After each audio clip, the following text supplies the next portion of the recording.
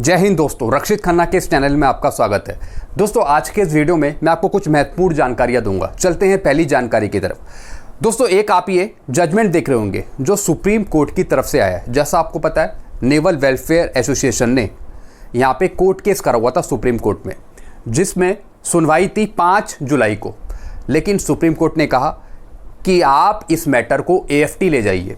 AFT में जो जज हैं, जो वकील हैं, वो इस मैटर को सुनेंगे।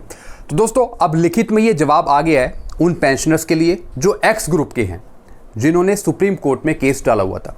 अब ये लिखित में जो जवाब आया है इसका असर पड़ेगा AFT में, क्योंकि ये सुप्रीम कोर्ट का आदेश है कि अब AFT सुनवाई करेगा एक्स ग्रुप के मामले को, जो OROP 2 में जो विसंगतियाँ थी एक्स ग्रुप को लेकर, टेबल नंबर 7 और टेबल नंबर 8। तो दोस्तों यहाँ पे आप देख रहे हैं लिखित में ये जवाब है, we are not incline to entertain the present writ petition, यानी जो ये रिट पिटीशन दाखिल हुई इसे हम नहीं देखेंगे।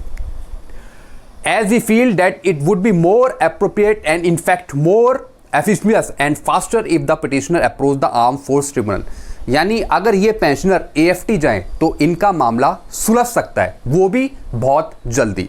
सुप्रीम कोर्ट ने इसमें साफ क्लियर कर दिया है कि अगर आप AFT जाते हैं तो ये मामला आपका सॉल्व हो सकता है और जल्दी इस पे कार्रवाई हो सकती है। फिर दोस्तों लिखा, recording the effort said the writ petition are dismiss as not entertain without expressing any opinion on the merit of the case, इसलिए हम इस पे कोई कार्रवाई नहीं कर सकते हैं। एक तरीके का दोस्तों ये डिसमिसी आप माने। As this matter is related to pension the AFT is requested take up the matter for hearing expediently. ये एक पेंशन का मैटर है, इसलिए आप इसे AFT ले जाइए, वहीं से इसकी सुनवाई करवाइए। दोस्तों सुप्रीम कोर्ट में आपको पता हो OROP का भी केस डाला हुआ था, जिसके बेस पर सुप्रीम कोर्ट ने ये आदेश दिया था भारत सरकार को कि आप इनकी OROP जल्दी रिवाइज करें, जल्दी इनको OROP 2 दे दें। उसके बेस पर सरकार ने OROP 2 दी। तो दोस्तों OROP 2 भी तो एक पेंशन का मैटर था, क्या वो पेंशन का मैटर नहीं था? क्या वो कबड्डी का मैटर था? तो दोस्तों सुप्रीम कोर्ट हर एक मसले सुन सकती है, चाहे वो पेंशन के मैटर हो चाहे वो अदर मैटर हो। जो इंक्रीमेंट वाला मैटर था वो भी तो एक पेंशन का मैटर है, वो भी तो सुप्रीम कोर्ट सुन ही रहा था। पहले OROP का केस भी सुना, फिर ये वाला केस AFT को दाखिल कर दिया। चलो कोई बात नहीं, AFT कर दिया तो अब पेंशनर्स वहाँ पे AFT में अपील करेंगे। देखते हैं आगे क्या होता है, आगे समझते हैं। Can someone please kindly guide the procedure after receiving login password from his purse. जैसा आपको पता है 20 जून से 30 जून के बीच में कई पेंशनर्स को ये मैसेज मिला है कि उनका पेंशन ट्रांसफ़र कर दिया है बैंक से स्पर्श पे। तो वो पेंशनर्स पूछ रहे हैं कि सर हमें लॉगिन ID पासवर्ड मिल चुका है फ़ोन पे, अब हमें क्या करना है? तो दोस्तों मैं आपको थोड़ा सा यहाँ पे गाइड कर देता हूँ। जिनके पास ये मैसेज आया था कि आपका पेंशन ट्रांसफ़र कर दिया है बैंक से स्पर्श पे और उनको यूज़र ने पासवर्ड मिल गया है, तो अब उन्हें क्या करना है? सबसे पहले आप लॉगिन करेंगे और अपना पासवर्ड चेंज करेंगे। जो PCD स्पर्श की तरफ से जो आपको पासवर्ड आया है वो एक डिफ़ॉल्ट पासवर्ड है, आप उसे चेंज कर लीजिए अपने नेम के अकॉर्डिंग। दोस्तों फिर यहाँ पे आपको करना है PDV। अब ये PDV क्या होता है?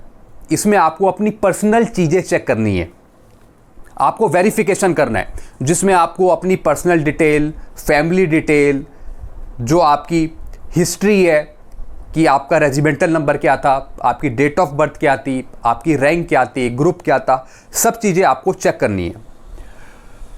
फिर करना है आपको सबमिट डिक्लेरेशन। अगर ये सारी चीज़ें ठीक हैं, आपकी पर्सनल डिटेल, फैमिली डिटेल, जो भी आपकी चीज़ें हैं, अगर सारी चीज़ें ठीक है, उसके बाद आपको सबमिट डिक्लेरेशन करना है। अगर कुछ गलती पाई जाती है तो फिर आपको मैनेज में जाना है, मैनेज प्रोफाइल में जाना है, वहाँ से आप जो गलती हैं उसे ठीक करेंगे। उसके बाद फिर आपको मिल जाएगा टोकन नंबर। टोकन नंबर के आधार पे फिर वो चीज़ें आगे ठीक होंगी। लेकिन अभी आपको फिलहाल करना है अपना पासवर्ड चेंज और अपनी पर्सनल चीज़ें सारी आप चीज़ें चेक कर लीजिए। आगे समझते हैं। दोस्तों एक ये मैसेज है जो आया है स्टेट बैंक ऑफ इंडिया की तरफ से, फॉर्म 16 के रिगार्डिंग है। यहाँ पे सनी सोलंकी जी पूछते हैं, form 16 for pensioner is not showing in SPARSH and bank not giving the form. यानी जो फॉर्म 16 है वो स्पर्श पे शो नहीं हो रहा है, ना ही बैंक प्रोवाइड कर रहा है form 16। Please help who can provide the form. तो इसमें स्टेट बैंक ऑफ इंडिया का कहता है, we regret the inconvenience cause to you. हम माफ़ी चाहते हैं कि आपको कोई दिक्कत हुई। Kindly note that in case your pension has been transfer to Sparsh. आप ये बात याद रख लीजिए, अगर आपका पेंशन ट्रांसफ़र कर दिया गया है स्पर्श पे, तो दोस्तों आपको फॉर्म 16 फिर स्पर्श से ही मिलेगा, बैंक से नहीं मिलेगा। यही बता रहे हैं वो। You need to contact them for the form 16 from there end. इसलिए आप स्पर्श पे कॉन्टैक्ट करिए अगर आपका पेंशन ट्रांसफ़र कर दिया है स्पर्श पे। तो दोस्तों कुछ टाइम बाद आपको फॉर्म 16 मिल जाएगा स्पर्श पे। एक और चीज़ मैं आपको समझाऊंगा, और दोस्तों ये जानकारी है नोडल ऑफिसर्स के लिए, मैं ये जानकारी दे रहा हूँ। मैं सभी नोडल ऑफिसर्स से ये रिक्वेस्ट करूँगा जो भी स्पर्श के हैं कि जब भी वो कोई मेल आईडी प्रोवाइड करते हैं, कहीं भी फ़ोन नंबर प्रोवाइड करते हैं, तो बिल्कुल वो सही प्रोवाइड करें, क्योंकि उनके द्वारा जानकारी जो दी जाती है वही हम दिखाते हैं यूट्यूब पे। तो दोस्तों कई पेंशनर्स की शिकायत है कि जो नोडल ऑफिसर ने जो मेल आईडी दी है शिकायत करने के लिए वो गलत है, वहाँ पे एड्रेस नॉट फाउंड दिखा रहा है। यानी जब वो शिकायत डाल रहे हैं उस मेल आईडी पे तो वो दिखा रहा है एड्रेस नॉट फाइंड। इसका मतलब है जो वो ईमेल आईडी है वो गलत है। इसलिए मैं रिक्वेस्ट करूँगा सभी नोडल ऑफिसर से कि जब भी आप कोई आर्मी की मेल आईडी दें या स्पर्श की मेल आईडी दें या फिर नेवी की दें या फिर एयरफोर्स की दें, तो वो बिल्कुल सही हो, ताकि जो पेंशनर है अगर उस पर कोई शिकायत डालता है तो वो बिल्कुल सही पहुंचे। आगे समझते हैं। दोस्तों एक आप ये इमेज देख रहे होंगे, इसमें कुछ अधिकारी, कुछ कर्मचारी, कुछ पेंशनर्स यहाँ पे काम कर रहे हैं। और ये किस चीज़ का काम है? ये है पेंशनर्स की प्रॉब्लम का। लगभग 675 वेटरन्स और एनओके यानी वाइफ और स्पाउस ने विजिट किया था इस सेंटर में। और दोस्तों ये था स्पर्श का आउटरीच प्रोग्राम, जिसमें पेंशन से रिलेटेड प्रॉब्लम्स, स्पर्श से रिलेटेड प्रॉब्लम्स पेंशनर्स की सुनी गई और हल करी गई। दोस्तों ये हुआ था मद्रास रेजिमेंटल सेंटर में। और दोस्तों किसकी सहायता से हुआ, किसके कोऑर्डिनेशन से हुआ? ये हुआ रिकॉर्ड्स के पीएओ, डीपीडीओ, पीसीडीए और सीडीए की तरफ से। तो काफ़ी पेंशनर्स ने इसमें हिस्सा लिया। आप देख रहे हैं यहाँ पे ये काम कर रहे हैं, जो प्रॉब्लम है वो पेंशनर्स बता रहे हैं। ऐसे ये आप ऊपर देख रहे हैं, ऐसे आप ये यहाँ पे देख रहे हैं। जो दोस्तों बहुत ही बुजुर्ग थे वो भी इस आउटरीच प्रोग्राम में आए और उनकी समस्या सुनी गई, हल करी गई। आगे समझते हैं। दोस्तों एक ये मैसेज शेयर हुआ है और ये शेयर हुआ है एसबीआई सीपीपीसी इलाहाबाद के चीफ मैनेजर की तरफ से। जो OROP 2 की जो सेकंड इंस्टॉलमेंट है उसका काम यहाँ पे प्रोसेस करना स्टार्ट कर दिया है बैंक ने।